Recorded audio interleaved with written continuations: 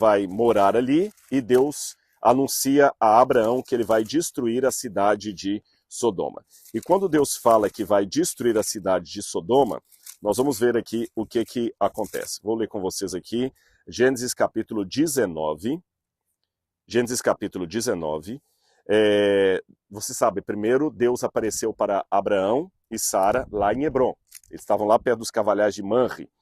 E lá Abraão ficou com um dos 3 forasteiros, que na verdade era o próprio Deus falando com ele, e os outros 2, que a Bíblia descreve como anjos, vieram provavelmente até Sodoma para alertar a Ló que a cidade seria destruída.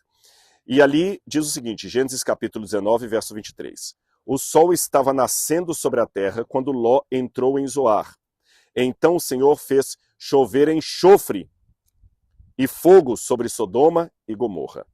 É interessante que quando Deus avisou para Abraão que a cidade seria destruída, Abraão intercede diante de Deus, e o verso 28 diz assim, Abraão olhou para Sodoma e Gomorra e para toda a terra da campina, Quicar, do círculo, e viu que da terra subia fumaça como se fosse a fumaça de uma fornalha. Bom, imaginando que tudo isso aqui pegou fogo, realmente a fumaça que subia disso aqui poderia ser vista do outro lado, onde estaria Hebrom. Daqui nós não podemos ver direito Hebrom, porque há uma grande nuvem de poeira, região desértica, e vocês não vão ver, mas lá no horizonte você já tem as montanhas de Israel, onde ficava Abraão. Então qualquer fogo de proporções monumentais, como esse que queimou tudo isso, se a Laura mostrar, as rochas queimadas estão até lá na frente, olha, tem uma construção de uma casa lá, tem árvores, tem torres de comunicação, todas essas partes aqui nós vemos exemplos de quão queimada foi a área e quão extensa foi a destruição de tudo aquilo ali. Então qualquer coisa que queimar aqui vai dar para ser visto de lá.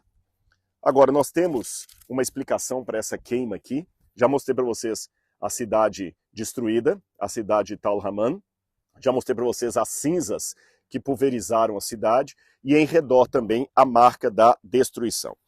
O que os especialistas em geologia dizem? Eles compararam, fizeram uma pesquisa arqueológica aqui e compararam um acidente que houve de um meteorito que bateu na cidade russa de Tunguska em 1908.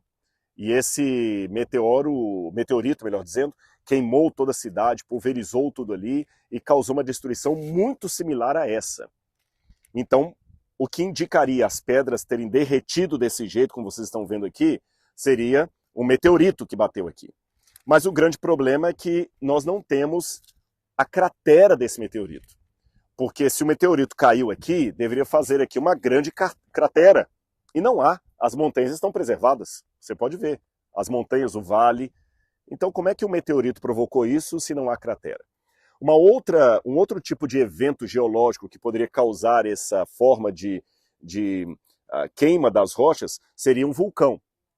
Mas também não há nenhum indício vulcânico aqui, pelo menos numa época que ainda dá para fazer um registro no período do bronze. Só se houve um passado geológico, mas no período do bronze para cá não tem nenhum vulcão na região.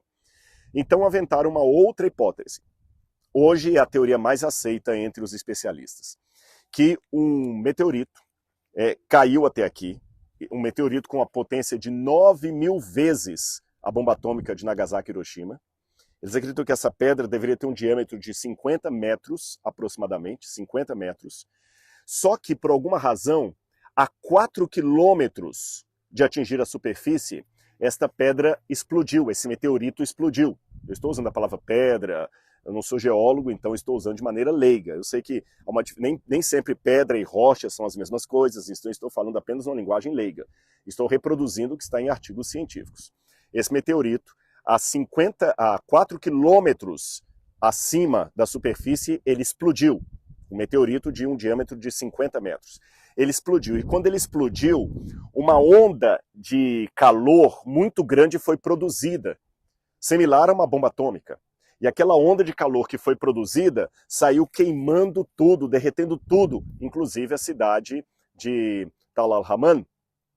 Então, mesmo fora da Bíblia, eu digo para vocês que do ponto de vista da ciência pura, sem nenhuma mistura com teologia, aqui houve uma destruição no período do bronze, datada de mais ou menos 1650 a.C., alguns colocam 50 anos para mais ou para menos, pode ser 1700 a.C., 1650 a.C., que pulverizou toda essa área. Então isso aqui foi queimado, nos mesmos moldes que a Bíblia descreve a destruição de Sodoma e Gomorra, em que o fogo caiu do céu. E a extensão dessa destruição foi de centenas de quilômetros para todos os lados.